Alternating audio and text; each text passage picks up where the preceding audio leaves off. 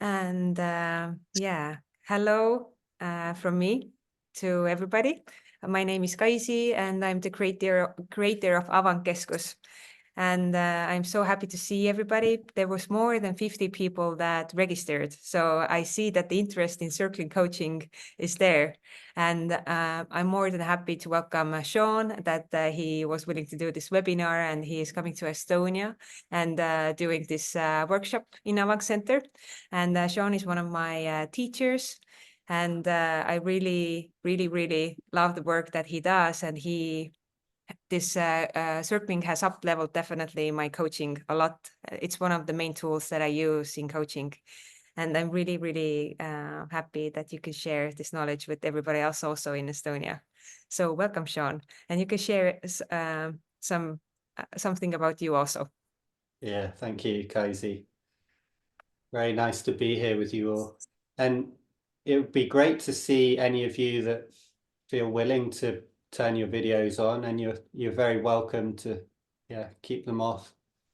And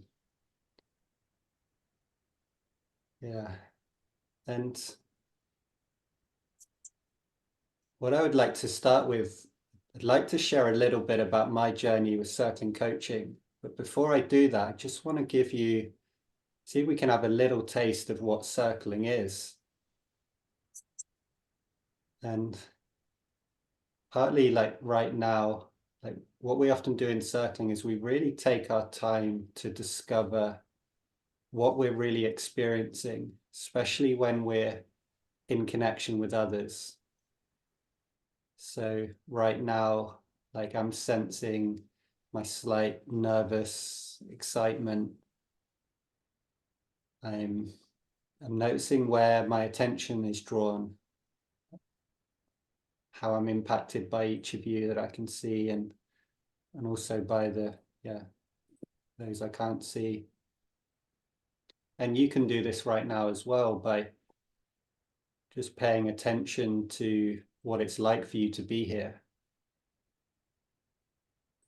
And the art of it is to see if you can really like discover your experience, like it's fresh. Like, what are the thoughts you're having about being here? Like, what are you coming in with? And what is it like for you to experience yourself being here? And this is really the simple part of circling, or the essence. So one thing I'm noticing is the way I'm paying attention to myself. I'm a little bit more self-conscious than normal because of so many new people. So I can notice that subtle way I'm being with myself.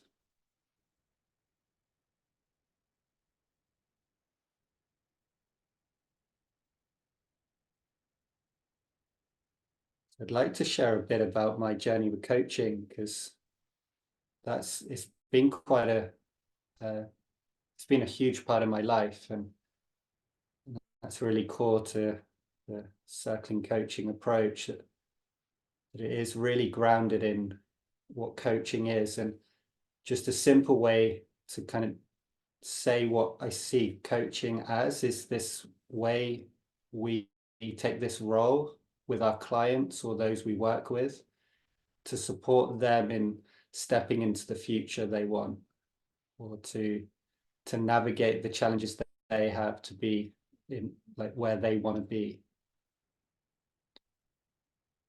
And I was actually coaching from very young. I was always just drawn to it. I was always coaching my friends in my football team and rugby teams, and I was always learning, like in my sports and in school, like what was really going on, and then wondering why the people around me weren't doing the things that were most effective. And then I would show them like how to do the things they were struggling with, and learned so much about that process. Because as you will all know as coaches, that as soon as you instruct people too strongly, they can be overwhelmed with the information. But if you don't bring new insight, they don't discover like new possibilities. But then can you also tap into their innate motivations? And so I had a long journey developing my coaching, which ended up me being a tennis coach in an elite environment. And in this environment, it's a great place to really discover your coaching abilities, because with sports, your work is seen straight away. Like, do your players improve?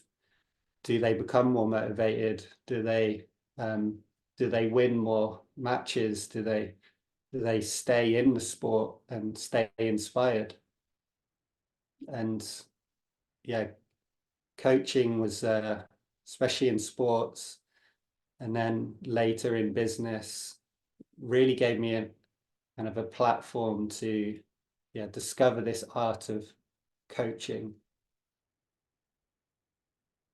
And then the last thing to say on that is, especially in a sports environment, elite sports environment, little discoveries and improvements can make a big difference. There can be often small margins of improvement. So if you find something that really makes a difference, it can be like a wonderful discovery. And that's what circling was like for me. Like the first time I saw it, I was like, what is happening here?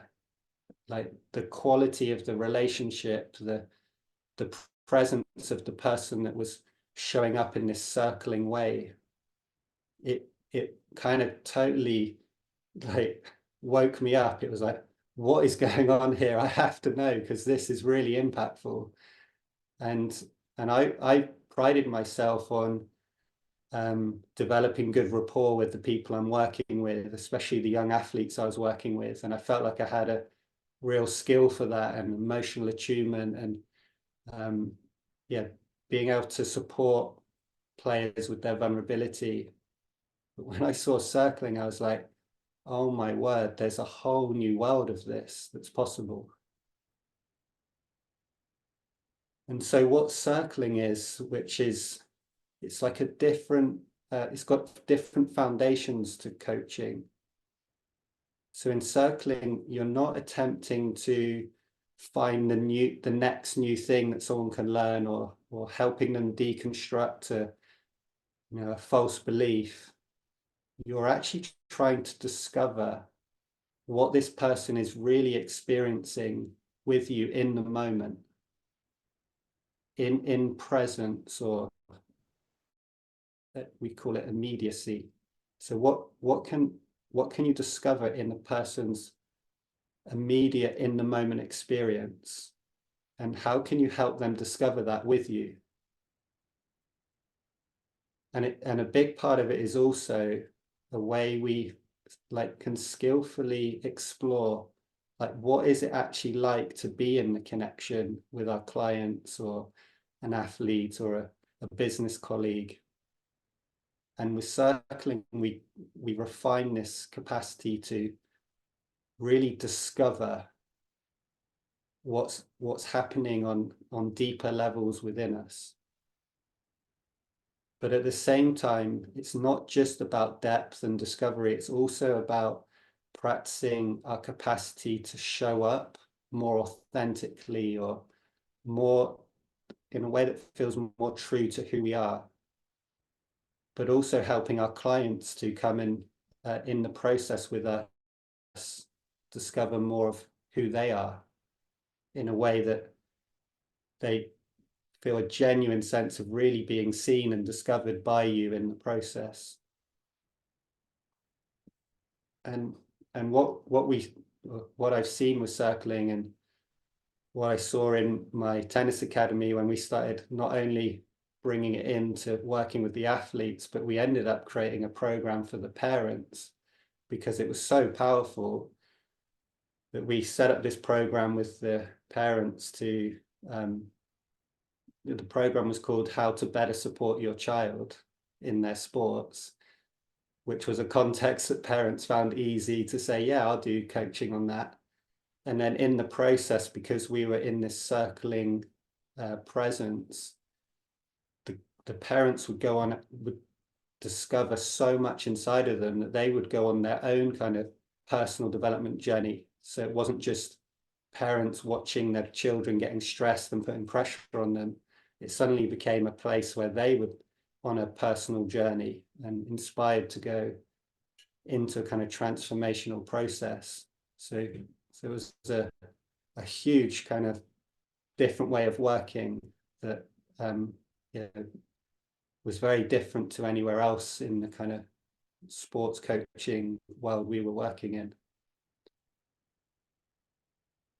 So mindful of like sharing too much information in the beginning, I'll just say a little more of like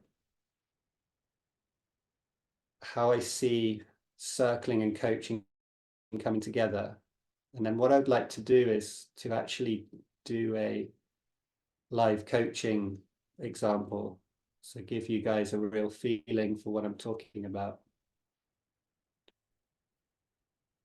And what I'll say is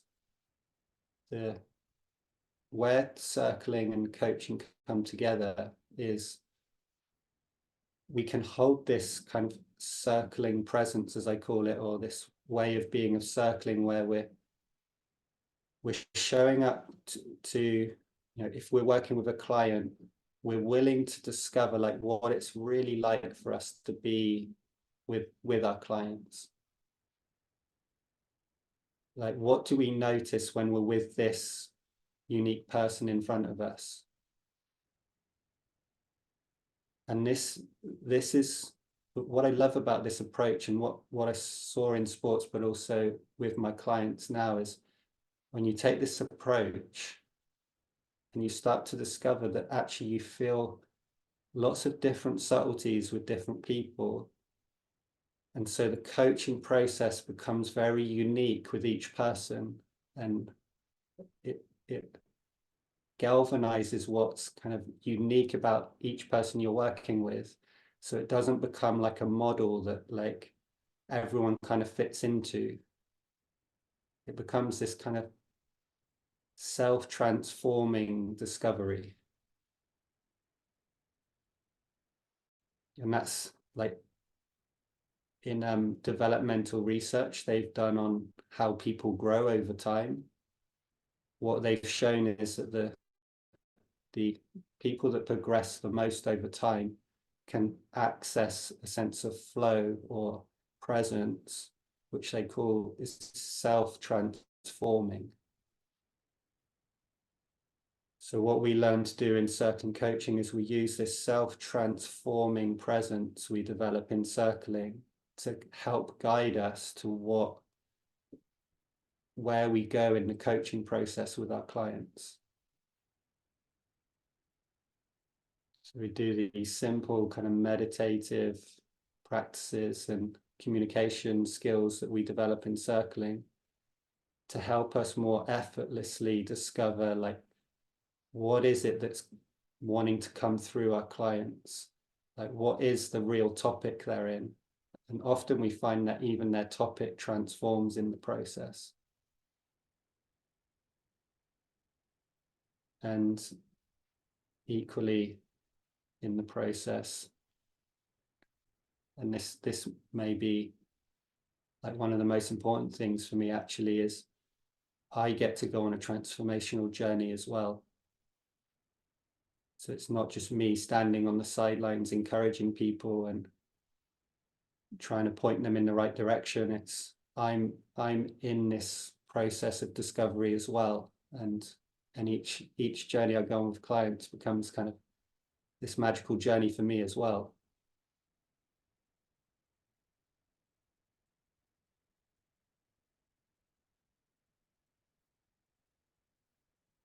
Yeah, I want to invite you again to just notice what it's like to be here.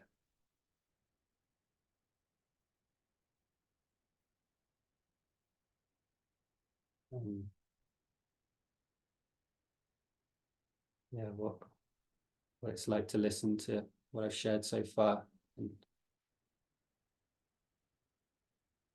be on this call.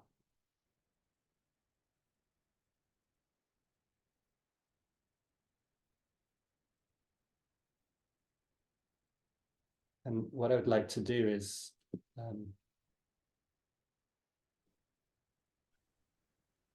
see if there's anyone who would like to do a coaching session with me, a short one,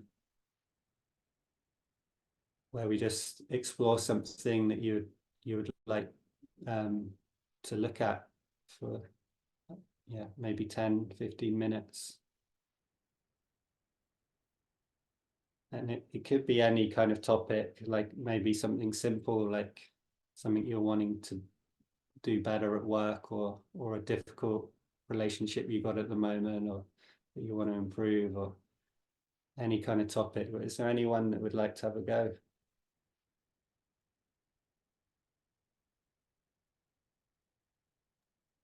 I could have. Okay. Was that Mali, or was that someone else? It was me. Helen. Helene, yeah. Yeah. Yeah, I think another one interested as well. So I don't know how we're going to solve it. Yeah, cool. Let's go with Mali. And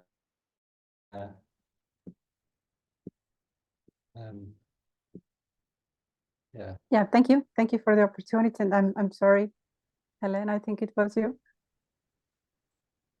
Yeah, So, well, she might be glad after the demonstration. yeah, maybe I will not post, maybe I will not be so grateful afterwards. Great to be with you, Mali. And what I suggest is, if you just take a moment to feel into what you might like to explore. And one thing I'd say is, for this session, especially as there's lots of people here that haven't done circling before, I might occasionally pause and like give context to the group, and it also might inform you also of like how the process is going in my perspective. And so I'll let you know when I transition like that, and okay, that usually works well for these kind of demos. Very good. I was thinking about the topic while you were talking, and actually when I was registering also, I started thinking what would be the thing to focus on, but maybe some good steps in something in what I've been struggling actually for many years, and I haven't seemed to get an answer or received an answer from within myself, has been relating to my work life. From one side, I'm a very flow person. Anything that comes from within, this is like, this is beautiful. And I feel like everything is aligned, and I really enjoy these processes. And it's about the presence and everything. But at the same time, there are to-do lists, there are deadlines, there are things you have to do, which is totally different, like part of the brain. And how to make them cooperate. This has been a dance that I feel I still don't dance. I've become better in it, but still haven't found the way how to make those parts dance, not fight, but cooperate. What do you notice right now as you just start to share this with me? Again, different energies, because when I was speaking about the first part, it was really like from this side, the side of the body. And when I started speaking about the to-do lists and everything, it's like, I feel I have difficulties to breathe, actually. And yet there are so many things I want to do, and I have so many opportunities, and it's so exciting and it's so powerful at the same time. So there's a lot going on. Yeah, so it sounds like this core dilemma is that you've discovered like how much you like what sounds like being or presence, like, and you love to be in that, which sounds like a kind of flow. And yeah, I see you nodding now. Yes. What's it like to acknowledge that? Like, I've known it for a very long time. I'm really a nature person, and what you do in the nature is really connect with the earth and I don't know, the sounds of the nature and talking to the trees and so on, but really sensing what's coming up in the present moment.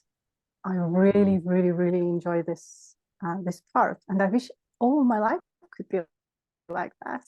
Answering emails from that position or whatever. yeah. Yes.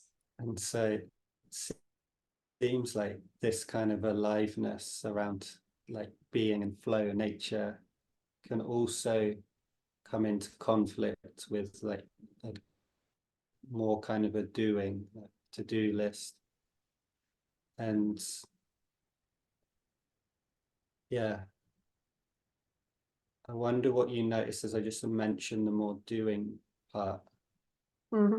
Maybe there is something related to doing, because I just recently noticed again that I think there is a conflict related to doing. I love to do, and in a way it gives me energy also to be active. Mm.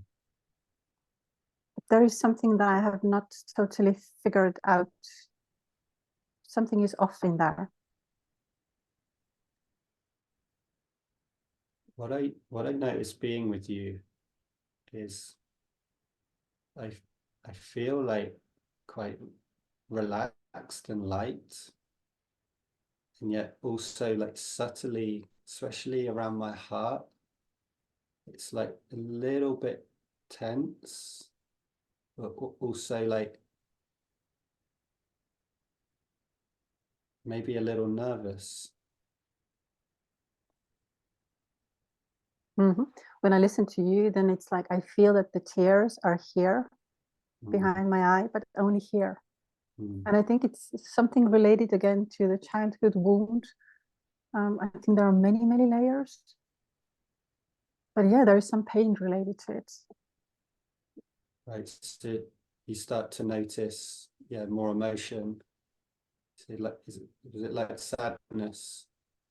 Yeah, it could be, yes. And a little bit, I see also a child's eye, one eye, that is filled with fear. And so when you feel this emotion, you're also, is it like you're seeing both an image of a child, but you also said it might relate to something, yeah, more from the past. Mm-hmm. No, it was like a sense of no freedom of being a child, you know, because child is very active and is like in the moment, finding the butterfly, you know, finding a stone, whatever. And I think there is sadness that I could not be alive and active. And I notice what happens in me as you share this. Seems like you start to get more insight as I become a bit more silent and a bit more, you could say, into being with you. Mm-hmm. Yeah, I feel that the tears, they really want to burst out. And what's it like feeling that kind of wanting to cry, being here in this context and here with me in this process? It's interesting. It's like I'm not trying to hold it back, but in a way, it's like an inner crying, or a very interesting sense. It's about connecting more with myself, because as I said, something was off. There was no dance, but now it's like there is more connection, And somehow the tears are not coming out physically. Mm.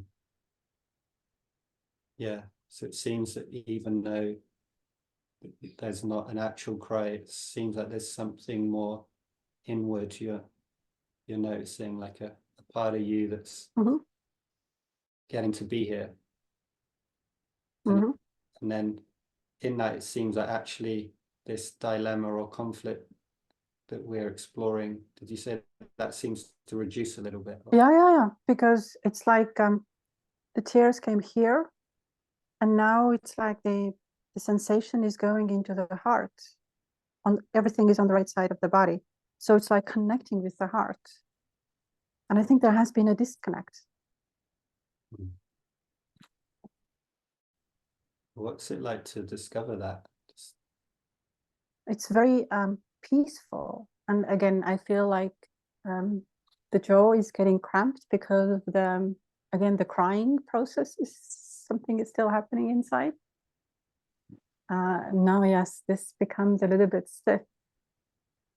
And I also at the same time feel like from this part of the body that, I can dance again in a sense that I can really be in a moment. I can move. Yeah. Yeah, that I can. Yeah. There is something, something more soft is also in here. I cannot even put it into words, but I can move. Now, I'll just say something to the group, but also to you. Yep.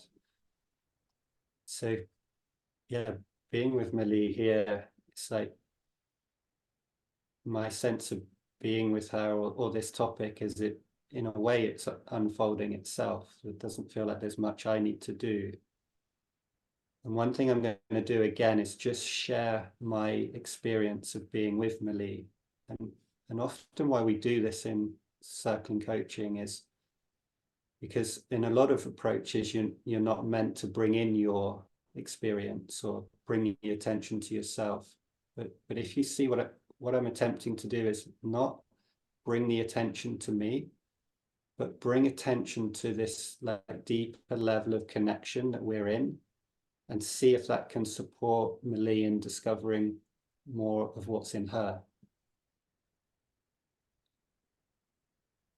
And so, yeah, with that said, like the thing I'm noticing is it seemed like you saw this like more connection between these two parts of you, and like more connection to something you're discovering around this sadness and maybe something younger. As you breathe a little as I share that. And there was even a sense of peace or something. The thing I notice in me, it brings me shivers in my legs actually, is I feel the stillness as well, and this kind of sense of ease, but also that feeling in my chest is actually opening. And although that feels like good that I'm getting contact with it, it's also a little vulnerable to feel it opening. I have a very strong feeling in here. It's interesting. It's stiff and strong. It can be maybe like a protection, because you also mentioned vulnerability, or maybe it's a gatekeeper in a way. I don't know, but I feel it's very strong in here. But only partly, not covering it all. When you shared this last part, I actually got this sense of kind of being invited almost to sit next to you or something. Or... Oh, you're welcome. There is space. This part is only in here, but there is space here. Not here, but here. Yeah. So it seems like as you, and when I shared that, it's not, I don't think I often share something like that, but there was this real sense as you were sharing more, that it was, there was this sense of closeness for me, and I wonder what it's like for you just exploring this here. very inviting and very open, because I think it's also one of my maybe core wounds, to be alone also in the hard times and maybe also in the good times. So I felt really invited. It was very natural. Let me say it in this way.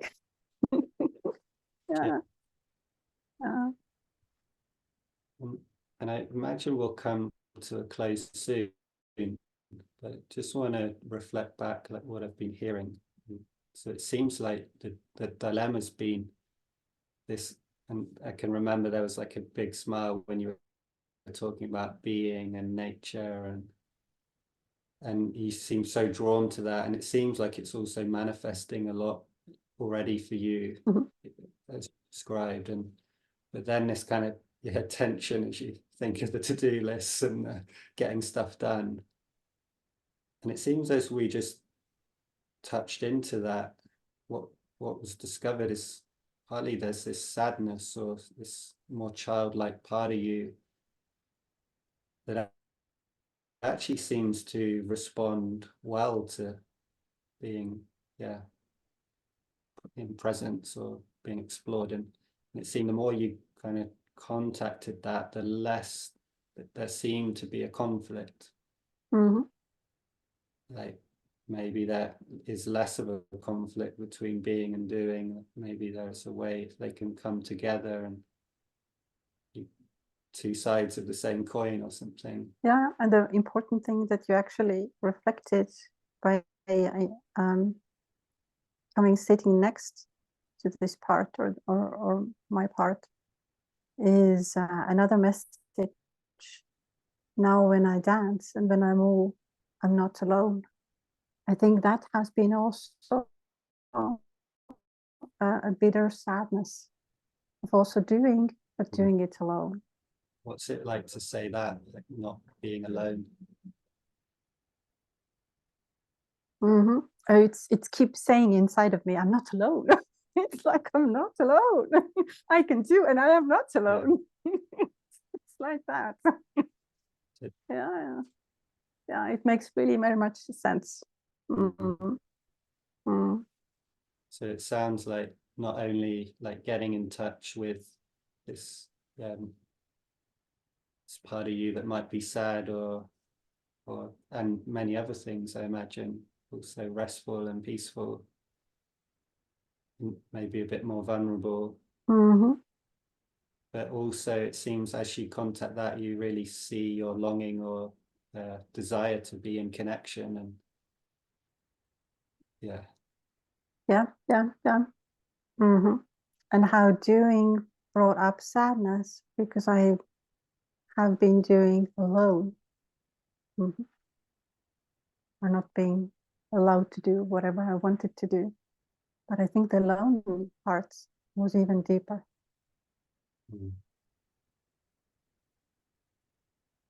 Well, thank you very much for being part of this demonstration, and You helped me to solve an issue I've been really struggling for like more than 10 years. I remember the moments when I was sitting on the couch next to my child, how can I be busy and do everything and be present for my child at the same time? So it was really like a conflict for me. I didn't know how to solve, but now it really makes sense. So I'm very grateful. And I get the sense that there's almost like a whole world to discover here in this inner landscape we've touched. And Yes. Very nice. Thank you very much. cool. And thank you for picking me. I'm still grateful.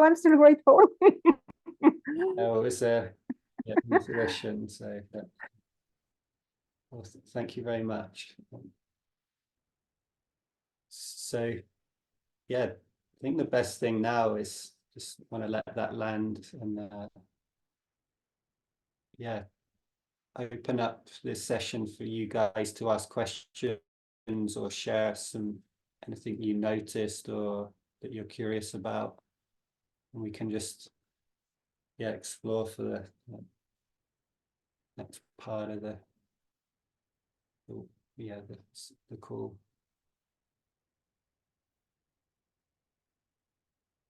See if there are any chat comments. Oh, they're in there. Statement.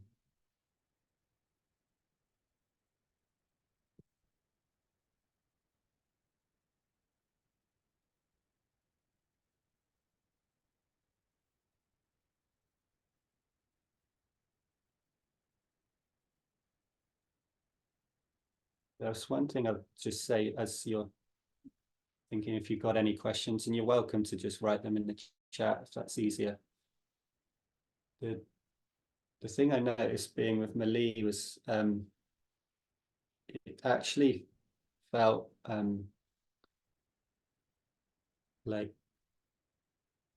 the process of being with her was calling for actually me not to do much, and that's not unusual, but it doesn't happen all the time. Like sometimes I do feel called to get more involved and to clarify what I'm hearing, or ask exploratory questions, or and it felt in this coaching it was more about giving space or allowing it to unfold, and not needing to try to make too many connections because they were already being made, it seemed, through Malie. So it's one thing I noticed.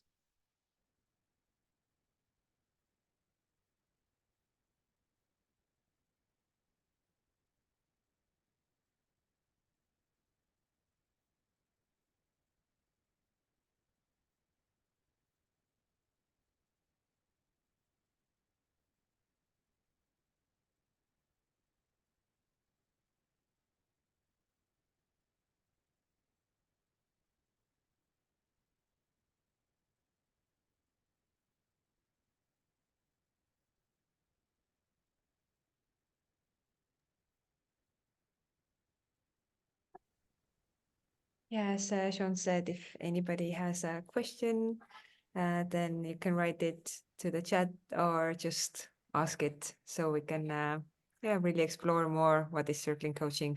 And maybe you can, I have a question that was brought up the most in the registration form that we had. Like, what is the main difference between coaching and circling coaching? Yeah. So the main difference between normal coaching and circling coaching. Yeah. I would say, as you might have noticed from the demo, how much as circling coach, it's like welcome and even you could say encouraged to be part of the process and like to bring what it is you're noticing in yourself, being with the client, and it has a lot of impact also on me. So as you saw, it seemed it helped Malie like discover more of what was happening in her, but also for me, as I was sharing more like what I was noticing and bringing attention to Malie through that, it actually helped me to become more subtle and to be able to listen more deeply and to feel more being with her, which is also nourishing for me actually to be in that process. So one thing I would say, what was unique for me in circling, and I've done quite a few coaches trainings as well, other ones which have also been excellent in other ways, but the thing that stood out in circling compared to other approaches I've done and seen is this how much it's kind of both of you in a transformational process kind of together, and how much you can bring in like what's happening between you as a resource that opens up the process.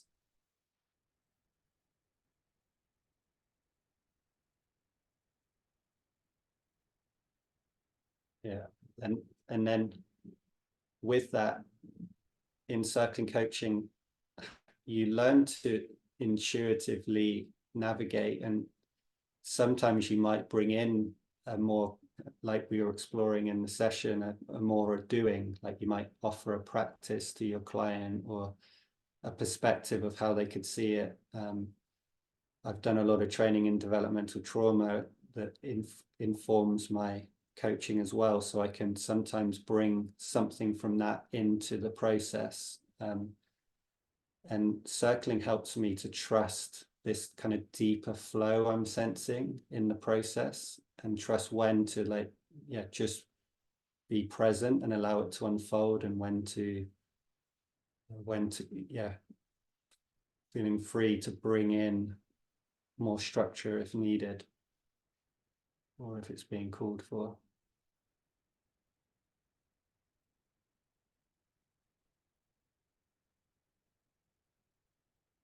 If I remember right, Kaisi, there was also a question about healing and trauma. Was that right? Yeah, I think there was, yeah. How can circling coaching like heal? Yeah. Yeah, well, this is a good question, because one of the trainings I did in coaching would say, if a client starts to show signs that they have more kind of emotional struggles or difficulties with their past, that it might be a good idea to point them towards therapy, which is usually kind of the domain of therapy, to kind of explore the past or kind of traumatic survival patterns that might be present. And yeah, that still could be possible if you were a circling coach, that you might decide that you didn't want to explore that dimension. But what I found with circling coaching, as you saw in the demo, that actually often people do touch something that you could say is either a kind of childlike consciousness or a trauma pattern. And what I would call a trauma pattern is that something triggers a survival response that has been learned from the past, that is often not totally in tune with what's happening now. So you go into a survival fight, flight, freeze to try and resolve what's happening in the present, but it's actually a more kind of younger system, or a survival based system, and so there's much less resource, and it's often not as adaptive to what's really happening. And so in circling coaching, because you are bringing a lot of presence to the process, it's quite often people do start to realize, like we saw with Malie, she started to notice a memory or image from the past, you could say. That's quite normal. And then sadness started to come up, and even something around aloneness. And if I wanted to, I could bring kind of developmental trauma frames to that. But actually, often you don't need that. Just by trusting what you're experiencing and trusting the client and staying in the present moment, often the healing comes from the being able to bring what's being brought up from the past into the present. And when we come into the present, we've got all the resources within us, like our innate intelligence knows how to integrate trauma. Like trauma is natural responses that want to process through, and sometimes they get stuck or don't complete because there's fear, or there's a suppression, or there's just not been the space and the connection to allow things to naturally unfold. And as you saw in this example, just by being present and being there with your client, it just allows these natural processes to unfold. And so the healing is actually coming from both your willingness to be present, the client's willingness to explore, and then the connection between you. So the more you can be aware of and bring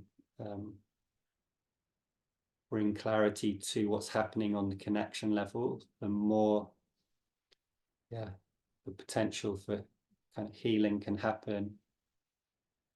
And there's one more piece to this, that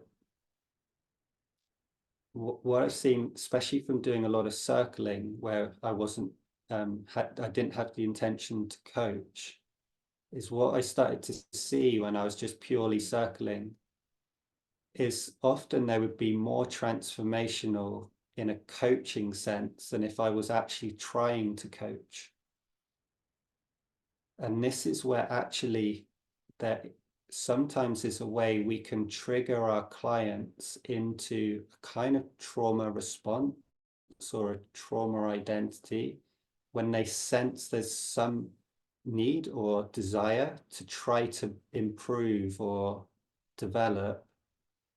And if that subtly comes in and they feel it, they often start to either become kind of a child that wants to please, or a child that wants to resist, or feeling a bit left without knowing why, or not so connected.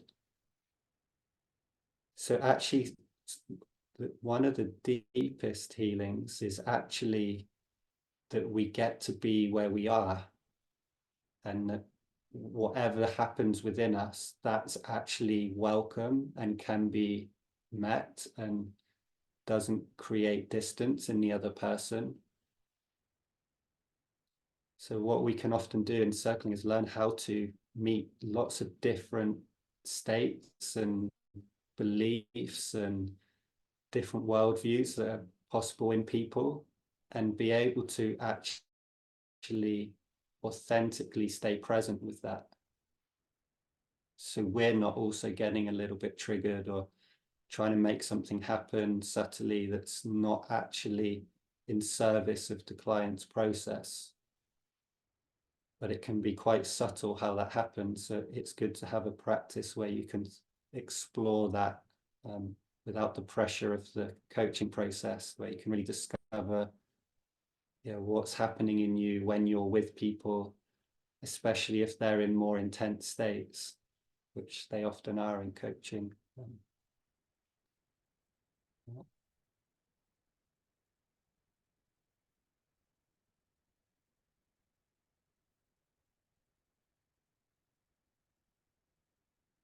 I have a question. So when you're working through yourself, through your own body and intuition, and you join the journey, do you need some additional self-care, or some things you need to be aware of? How you take care of yourself, or how do you view that part? Yeah, well, that's also the thing that I think we develop as we practice circling more, is that we also go the speed of our own process, and that's one of the things that I often am teaching people who are learning circling or encouraging. And Kaisi will remember me saying this to people in the trainings quite often, is supporting them to trust their own experience. And that can be sometimes counterintuitive. And I'll give you a good example. So one time I was working with a client, and they were sharing their topic to me, and I noticed I kept thinking about other things. And at first I was like, come on, concentrate. But then the practice in circling is like to notice actually what's happening and try not to try and correct it, to get the information. And then when I realized, like, oh no, this seems to be happening in the process, I actually revealed that, I notice as you share more about what's going on, I notice I keep like thinking about other things, but then bringing my curiosity to how that would impact. And it was quite impactful for the person, but more from the point of view of they're like, yeah, that's how I feel. Like, I'm kind of telling you because this is what I tell everyone, and it's the same story I always tell. So there's a way I don't feel connected to what I'm saying. And that was a huge thing for them to be able to share that. And to come back to your question of like the resourcing, I think if I tried to make myself concentrate in that moment and even like subtly like put pressure on myself, like why am I not being present? I'm not being a good coach. I would have been with that person in that inner struggle where I wasn't actually trusting myself. And I imagine if you stay in that subtly without realizing, you'll certainly feel pressure all the way through, and then afterwards you're probably going to feel a bit tired, or like you won't walk away, I don't think, feeling so nourished by the process. Whereas when you learn to just trust these subtle parts of yourself, which will feel good for you, but it will actually deepen the process for the client. Because if you're more at ease with where you are, you're going to create that kind of context for them. And in that way, I find we resource us. Like, yeah, I often just find sessions with clients, so like I look forward to them. And I didn't when I was coaching tennis. I didn't always look forward because it felt hard work in one way, even though I really found it fulfilling. There was a way it felt like hard work to always structure, and whereas this way you can really just follow your inner process and that of the clients. It's actually resourcing, yeah, of itself. And then what I'd say after that though is if you notice when you're coaching or circling that afterwards you get tired or something's going on, that's often a good thing then to explore and find out if there are ways you can go deeper into self-care.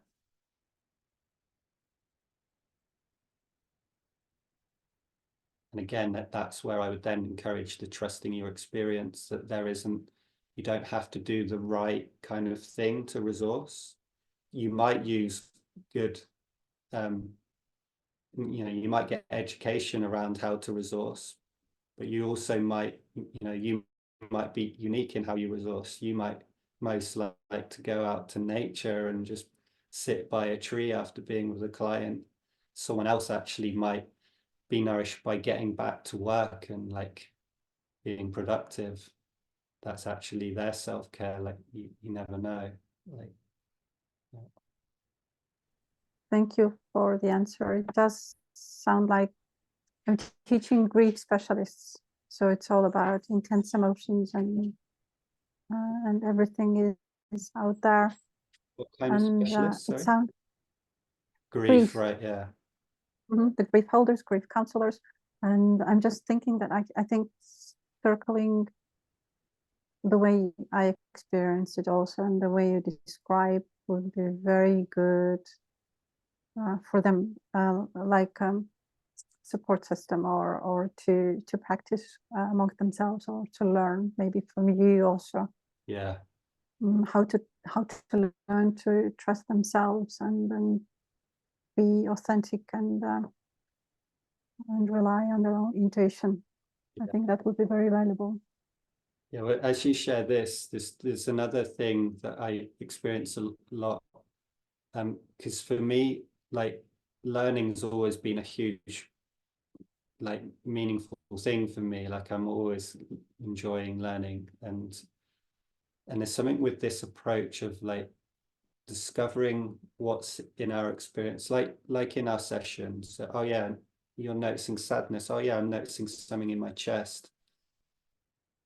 And then if we went further, we might start to explore like, oh yeah, what is this sadness you're experiencing? Like, what's it like? And then you might see that there's more dimensions to the sadness. And then I've done this with things like grief. I've done a lot of personal work on grief, and I've done a lot of education around grief as well. So I feel like I've got quite a good like map and personal experience of that territory. And at the same time, every time I explore with someone that theme, it's like I get new dimensions of what it is, because you're really on the inside with someone. So like when I ask you, what's that sadness like? It's an invitation for us to pay attention to your unique experience of that emotion. So rather than like, oh yeah, it's the 5th stage or it's the 3rd stage of grief, it's like, oh no, it's your unique way of navigating it. And we can be informed by what we've learned in the past, but more it's like, what are we going to discover now? And in that way, we start to actually maybe even innovate around the things that we, you know, you might start to innovate even more, like what grief really is. I totally 100% agree with you. Theory is good to be informed, but the presence and working through the body and the intuition, that's brilliance. That's the key. So I need to talk to you also outside of that. Okay, cool. Today's Yeah. seminar. You're very welcome. Yeah. Great. Yeah, so I see that our time is ticking so fast. We have a few minutes left. Sean, is there anything you would like to share before, we wrap up? Could just say we'll do this day's training, and in the training, what I hope to do, or what we will be doing, is a lot of experience. So because it was a little short today, an hour, I did more a demo. What I would like to do on the day is actually get you coaching and experience being coached by someone who's attempting to circle, and especially giving you there are some quite simple pointers to how to do it that might give you an experience of coaching someone where it's like you almost feel like you're not coaching. You're like, the practice will be set up, you'll be like, well, I can follow this practice, but I'm not sure I'm coaching, but I'll go for it. And you'll be pleasantly surprised how like effective that can be, and like how effortless and deep that can be.